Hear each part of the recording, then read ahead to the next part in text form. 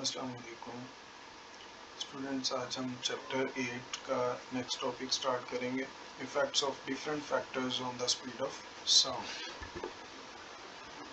Contents की बात करें, यानी इस टॉपिक में जो हमने सब टॉपिक्स कवर करने हैं उनमें सबसे पहले इफेक्ट ऑफ प्रेशर आ जाता है, इफेक्ट ऑफ डेंसिटी है, then heavy versus light gas, cold versus warm air, dry versus moist air, effect of elasticity and effect of temperature.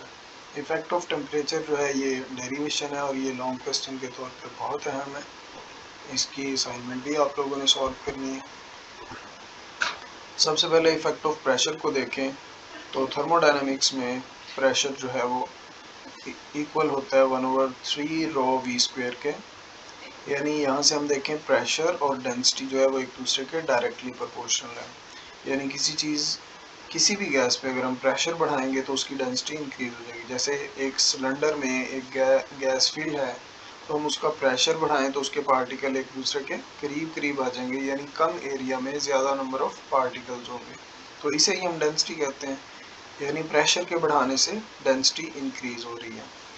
अब वेलोसिटी के फार्मूले को अगर हम देखें तो प्रेशर और डेंसिटी जो है वो एक दूसरे के साथ रेशो में मौजूद है, यानी प्रेशर बढ़ा रहे हैं डेंसिटी बढ़ रही है, इस फार्मूले से हमें पता चल रहा है। तो इट मीन्स इनकी रेशो हमेशा क्या रहेगी, कांस्टेंट। और अगर ये फैक्टर चेंज नहीं होगा तो velocity of sound in the air pressure के चेंज की वजह से चेंज नहीं होगी बल्कि कांस्टेंट रहेगी। As pressure P and density rho are proportional to each other, there will be no effect on the speed of sound.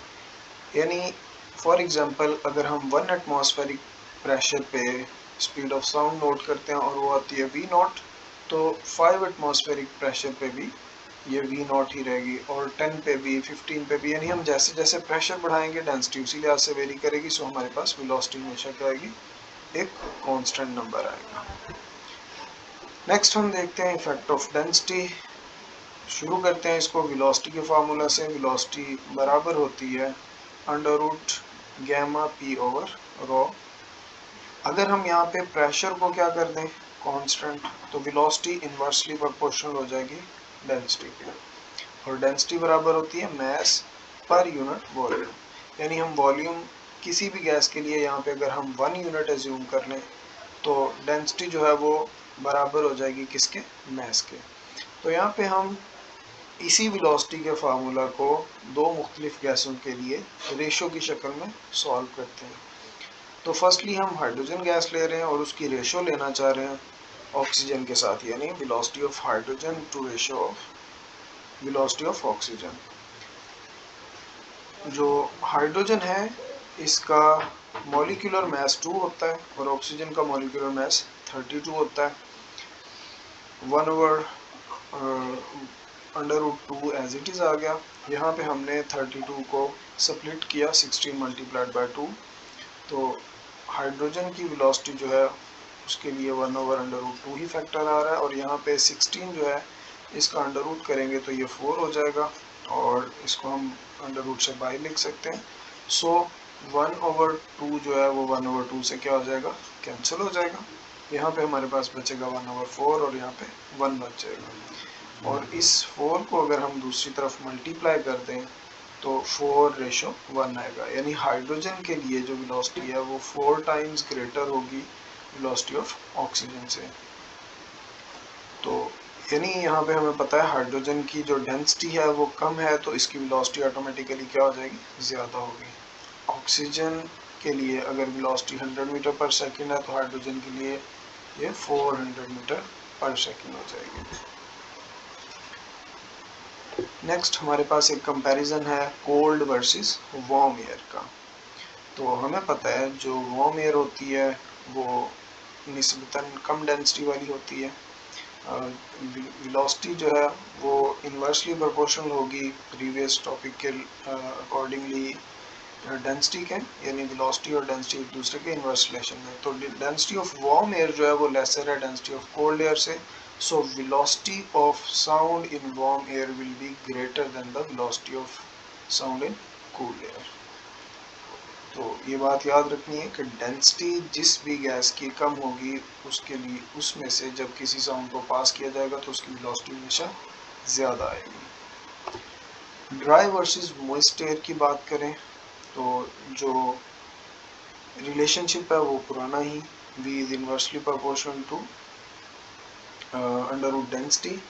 Density की बात करें ड्राई एयर के लिए जो डेंसिटी है वो 1.29 किलोग्राम पर मीटर क्यूब है और जो मॉइस्ट एयर है यानी नमी वाली हवा जो होती है उसकी डेंसिटी 0.8 किलोग्राम पर मीटर क्यूब है। तो डेंसिटी की हम बात करें जो मॉइस्ट एयर की डेंसिटी है वो कम होती है ड्राई एयर से, यहाँ से हमें वैल्यूज से पता चल रहा है। तो सॉरी यहाँ पे वेलोसिटी आना है, ये करेक्शन कीजिएगा। यहाँ पे हमारे पास जो E है इसकी जगह पे क्या आएगा V of moist air will be greater than the velocity of dry air. Speed of sound in rainy days will be faster, क्योंकि मॉइस्ट एयर होती है तो मॉइस्ट एयर की डेंसिटी जो है वो कम हो जाती है। सो डेंसिटी कम होगी तो वेलोसिटी ऑटोमेटिकली क्या हो जाएगी, ज़्यादा हो जाएगी। तो ये एक करेक्शन आपने करनी है डेंसिटीज़ की। नेक्स्ट स्लाइड पे चलते हैं। यहाँ पे इफेक्ट ऑफ इलास्टिसिटी की बात करें तो V जो है वो इक्वल है under root elastic modulus divided by density.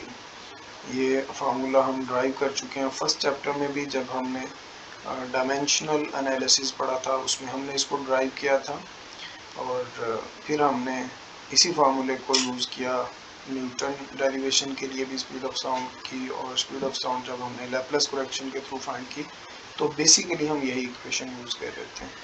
If density is constant, यानी अगर हम किसी जगह पे डेंसिटी को कांस्टेंट कर लें तो जो इलास्टिक मॉडुलस सॉलिड्स का है वो सबसे ग्रेटर होता है। इसको आप यूँ समझिए कि इलास्टिसिटी जिस मटेरियल की ज़्यादा होगी वो उतना ज़्यादा मजबूत होगा, यानी वो बेंड हो जाएगा लेकिन टूटेगा नहीं।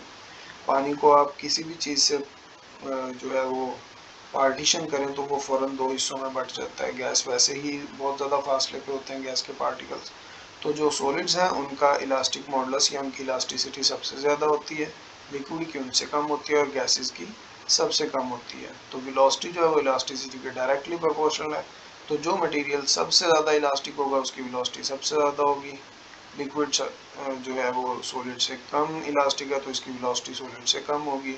इसी तरह गैसेस का इलास्टिक मॉडुलस सबसे कम है तो इनके थ्रू जो वेलोसिटी है वो सबसे कम होगी। ये हमारी बुक का ही टेबल 8.1 है जिसमें मुख्तलिफ मटीरियल्स की जो है वो स्पीड दी हुई है, यानी depending upon their elasticity.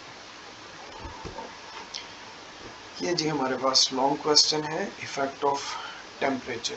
Derivation इसकी हम स्टार्ट करेंगे बड़े बेसिक फार्मूले से जो कि हमने ड्राइव किया था लैप्लेस करेक्शन से। इसको हम जो है वो मुख्तलिफ टेम्परेचर्स के लिए लिखते हैं। एक हम ज़ीरो टेम्परेचर के लिए लिख लेते हैं, V not is equal to under root rho p over gamma p over rho not. And दूसरी जो इक्वेशन है वो हम लिख लेते हैं किसी स्पेसिफिक टेम्परेचर पे, और वो हमारे पास भी सेम आ जाएगी, बस यहाँ पे रॉ नॉट की जगह पे रॉ टी आ जाएगा। इस सेकंड इक्वेशन को हम डिवाइड करते हैं फर्स्ट इक्वेशन पे, तो हमारे पास ये रॉ पी इस रॉ पी से कैंसिल हो जाएगा और बाकी बचेगा 1 over rho T divided by 1 over raw not. यानी इस इक्वेशन को अगर हम रीअरेंज करते हैं तो v t over v not, और यहाँ से ये रॉ नॉट ऊपर चला जाएगा और रॉ टी नीचे आ जाएगा। हमारे पास ये एक इक्वेशन बन गई जिसको हमने नेम दे दिया इक्वेशन नंबर 3 का। यानी यहाँ पे ये फैक्टर रॉ पी और ये रॉ पी एक दूसरे से कैंसिल हो जाएंगे तो ये इक्वेशन बनेगी। अब यहाँ पे ये हमारे पास जो फार्मूला है ये हम 9th क्लास में वॉल्यूमेट्रिक थर्मल एक्सपेंशन में पढ़ चुके हैं। V t is equal to v not into 1 plus beta t. Beta यहाँ पे कांस्टेंट है और इसकी वैल्यू होती है 1/273। तो यहाँ पे बीटा की जगह पे हम जो है वो इसकी वैल्यू पुट कर देते हैं। तो बीटा 1/273 है, तो बीटा की जगह पे 1/273 आ गया, यानी 1 और t मल्टीप्लाई हुआ तो t/273 आ गया। डेंसिटीज के फार्मूले से हम इस इक्वेशन को ड्राइव कर सकते हैं, यानी हमें पता है कि जो डेंसिटी होती है it is mass over volume. तो यहाँ से हम रीअरेंज कर सकते हैं, वॉल्यूम को इस तरफ ले जाएं तो मास ओवर डेंसिटी आ जाएगा। तो किसी स्पेसिफिक टेम्परेचर पे मास ओवर रॉ टी आ जाएगा और यहाँ पे 0 टेम्परेचर पे मास ओवर रॉ नॉट आ जाएगा। तो यहाँ पे मास से कैंसिल हो जाएगा, बाकी आपके पास क्या बचेगा, यहाँ से रॉ नॉट को ऊपर ले जाएं, rho not over rho t is equal to 1 + t/273। तो ये हमारे पास एक और इक्वेशन आ गई, इक्वेशन 4। अब हमने क्या करना है कि अपनी ये जो वैल्यू, इसको इक्वेशन नंबर 4 का नाम दे दिया। अब पुट 4 इन 3, यानी ये जो वैल्यू हमारे पास आई है ना, raw not over rho T की, इस वैल्यू को हमने यहाँ से पिक करना है और इस अंडर रूट के अंदर वैल्यू पुट कर देनी है, ये वाली 1 + t/273, यानी अंडर रूट में raw not over rho T की जगह पे हमने क्या पुट कर दिया, 1 + t/273। तो इसके यहाँ से दो सॉल्यूशन हमारे पास बनते हैं। एक, अगर टेम्परेचर चेंजेस बहुत लार्ज आ जाए हमारे पास, यानी टेम्परेचर चेंज बहुत बड़े बड़े आ रहे हैं, तो फिर हम इसको सॉल्व करेंगे, VT/V0 एज इट इज़ आ जाएगा। यहाँ पे एलसीएम ले लेंगे तो ये t+273 आ जाएगा, यानी ये रीअरेंज करके हमने लिखा है, वैसे 273 + t आना था। तो इसको ज़रा गौर से देखें, किसी भी स्पेसिफिक टेम्परेचर को ऐड कर दें 273 में, तो हमारा ये टेम्परेचर किस में चेंज हो जाएगा, केल्विन्स में। और 273 जो है वो 0 डिग्री सेंटीग्रेड के बराबर, 0 डिग्री केल्विन के बराबर होता है। 0 डिग्री केल्विन जो होते हैं, 0 डिग्री सेंटीग्रेड जो होता है वो 273 केल्विन के बराबर होता है। तो ये हमने टेम्परेचर लिख लिया 0 डिग्री सेंटीग्रेड पे, और ये हमारे पास टेम्परेचर इस पे आ गया किसी स्पेसिफिक टेम्परेचर पे, यानी 273 ऐड कर देंगे तो ये हमारे टेम्परेचर किस में चेंज हो जाएंगे, केल्विन्स में चेंज हो जाते हैं। तो इसी को हम कंटिन्यू करते हैं नेक्स्ट। दूसरे वीट की जो है वो हमारे पास आ जाएगा 1 +, यानी ये वही इक्वेशन है जो हम पहले से ड्राइव कर चुके हैं। इसका सॉल्यूशन 2 है, अगर डेल्टा टी बहुत छोटा है, यानी बहुत कम चेंजेस हैं हमारे पास, तो फिर हम इसको कैसे सॉल्व करेंगे। तो यहाँ पे हमारे पास 1 + t/273, अंडर रूट की जगह पे हम क्या लिख सकते हैं, 1/2, यानी पावर की शक्ल में 1/2 लिख लिया। अब बायनोमियल थ्योरम अप्लाई कर लें, और उसमें हमने प्रीवियस दोनों टॉपिक्स में भी बायनोमियल थ्योरम अप्लाई किया था, और फर्स्ट टर्म जो थी वो 1 थी, तो उसको एज इट इज़ लिखा रहने दिया था, और दूसरी टर्म के साथ हमने जो पावर थी उसको क्या कर लिया था, मल्टीप्लाई कर लिया था। इसके बाद भी फैक्टर्स आते हैं जिनको हम निगलेक्ट कर देते हैं। तो यहाँ पे 1/2 को हमने मल्टीप्लाई किया, 1/2 मल्टीप्लाइड बाय 273 546 हो गया। यहाँ पे टेम्परेचर एज इट इज़ आ गया। यहाँ पे VT/V0 था, तो यहाँ से हमने V0 को दूसरी तरफ मल्टीप्लाई किया, तो V0 × 1 + t/546 आ गया। V0 को अंदर मल्टीप्लाई कर दें, VT = V0 + V0 t/546। ये V0 की वैल्यू है जो हम लैप्लेस करेक्शन से फाइंड कर चुके हैं। इसको हम यहाँ पे पुट कर देते हैं इस V0 की जगह पे, और जैसे ही हम इस वैल्यू को पुट करेंगे V0 की जगह पे, तो हमारे पास इसको सॉल्व करने के बाद जो आंसर आएगा that will be VT = V0 + 0.61 t। अब ये एक बड़ी बेसिक और जनरल इक्वेशन बन गई है हमारे पास। इसमें हम इस t की जगह पे टेम्परेचर का चेंज पुट करते जाएंगे, तो हमारे पास किसी भी स्पेसिफिक टेम्परेचर पे स्पीड ऑफ साउंड आती जाएगी, यानी 330 332 डिग्री 332 मीटर पर सेकंड जो स्पीड है, ये हमारे पास रूम टेम्परेचर पे कह लें या 0 डिग्री सेंटीग्रेड पे कह लें वैल्यू आई थी। हमने इसमें 1 डिग्री जो है टेम्परेचर जो है वो 1 डिग्री पुट किया, तो आपके पास क्या हो गया 0.61 इसमें ऐड हो जाएगा। इसी की जगह पे हम 2 पुट कर दें तो ये फैक्टर डबल हो जाएगा, 3 पुट कर दें तो 3 टाइम्स हो जाएगा। यानी यहाँ पे एक बड़ा कॉमन एमसीक्यूज हमसे पूछा जा सकता है कि अगर 1 डिग्री टेम्परेचर राइज किया जाए तो वेलोसिटी ऑफ साउंड में क्या फ़र्क पड़ता है। तो हम कहेंगे कि वेलोसिटी जो है वो 0.61 मीटर पर सेकंड राइज हो जाएगी या 61 सेंटीमीटर पर सेकंड राइज हो जाएगी। तो नॉर्मली हमें एमसीक्यूज में ये वैल्यू भी दी होती है, इस तरह से भी पूछा जाता है, तो ये हमें याद होना चाहिए, पता होना चाहिए। इसके बाद बेटा आपने इसी टॉपिक की ये बात दोबारा से जहन में रखें, ये सोल्यूशन हमने किया था स्मॉल टेम्परेचर चेंजेस के लिए और ये सोल्यूशन हमने किया था लार्ज टेम्परेचर चेंजेस के लिए। तो ये वाला जो सोल्यूशन है ये लार्ज टेम्परेचर चेंजेस के लिए किया था। यहाँ पे हम कोई भी टेम्परेचर चेंज पुट करेंगे, यहाँ पे हम इनिशियल टेम्परेचर पुट करेंगे तो हमारे पास जो वेलोसिटीज़ हैं उनकी रेशो आ जाएगी। इस v को इधर ले जाएं तो हमें जो चेंज है वो मिल जाएगा बड़ी आसानी से।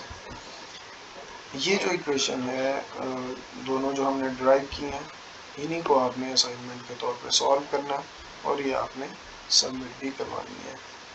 आपको डेट जो है वो ग्रुप में बता दी जाएगी, इसको ज़रूर प्रैक्टिस करें। ये डेरिवेशन है, प्रैक्टिस से ही आपको आएगी। अल्लाह हाफिज़। कोई क्वेश्चन हो तो आप ग्रुप्स में पूछ सकते हैं।